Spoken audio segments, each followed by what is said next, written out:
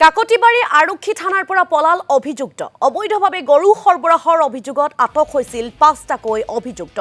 আটক কৰি ৰাখিছিল থানাত অভিযুক্ত কেইটাক আৰু নিৰাপত্তাৰ মাজৰ পৰা দুটা অভিযুক্তই পলায়ন কৰিছে বুলি জানিব পৰা গৈছে পলাতক দ্বয়ৰ নাম আব্দুৰ ৰহিম আৰু আমিৰ হুছেইন দুই অভিযুক্তক বিচাৰি অভিযান অব্যাহত ৰাখিছে আৰক্ষীয়ে আমি আপোনালোকক আকৌ জনাবলৈ লৈছো যে আটক কৰি যেটো থানাত ৰাখিছিল অভিযুক্ত কেইটাক আৰু অৱশেষত কাকতিবাৰী আৰক্ষী জিম্মাৰ পৰাই পলাইছে অভিযুক্ত কেইটা অবৈধভাৱে গৰু সৰবৰাহৰ অভিযোগত এই ৫টাকৈ অভিযুক্ত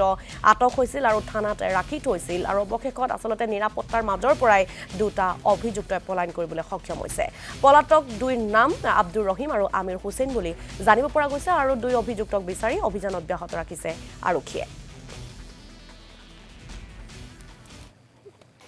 পাইছোঁ কলি জাৰ্চি উন্নত জাতৰ গাই এজনী মই পুহিবলৈ দিছিলোঁ এজনক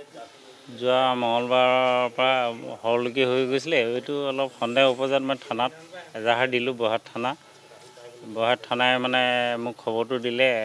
এজনী গৰু ওলাইছে আপোনাৰ নিচিনা ফটোত দেখা নিচিনা মই ফটো মাৰি থৈছিলোঁ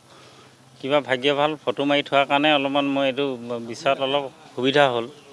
আৰু মই গৰুজনী পালোঁ মোৰ মনটো ভালো লাগিছে আৰু আপোনালোকৰ জৰিয়তে মই বহাট থানাসমূহ মানে বিষয়ববীয়া মই ধন্যবাদ আৰু কৃতজ্ঞতা জ্ঞাপন কৰিছোঁ মানে মোৰ অলপ ৰহস্যটো এইটোৱে পালোঁ যে মোৰ গাইজনী মঙলবাৰৰ দিনাহে আছিলে মঙলবাৰৰ পৰা এতিয়া নাগালেণ্ডৰ পৰা এওঁলোকে কিনিলোঁ বুলি কৈছে যিসকলে চুৰি গৰুটো কেনেকৈ অ'কে কাগজটো দেখাইছে সেইটো মই অলপমান ৰহস্য হৈছে ইয়াত বৃহৎ গৰু চোৰৰ চক্ৰ এটা জড়িত হৈ আছে আৰু এইটো উৎখাত কৰিবৰ কাৰণে মই